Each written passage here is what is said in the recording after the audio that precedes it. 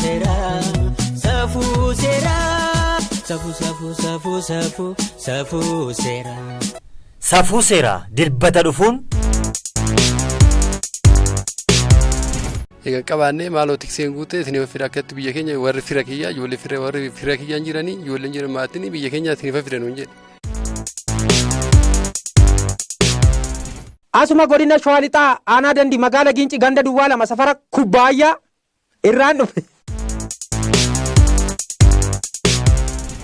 haa ta'uti garuu dhaabbileen mirga namoomaatiif falman yeroo ammaa kanatti dubartiin kun akka gadi lakkifamtuuf gaafachaati kan isaan jiran. Achumaan gurbaan kun sirbattuu bakka naggaadhuma ijoollee ta'e. Ni bulan dafistaree na fuudhe jimboota horii eegaa dhoqqeen kana irraa eegaa mana keessatti na hojjetu. Daa'ima xiqqoo taphatteellee ofii isheetii hin quufne kottu mana namaatti galtee hojii hojjettee maallaqa argatte jedhanii gowwomsanii bobaa haadhaaf abbaa jalaa fuudhanii gidiraaf dabarsanii kennu. Safuu miti kun.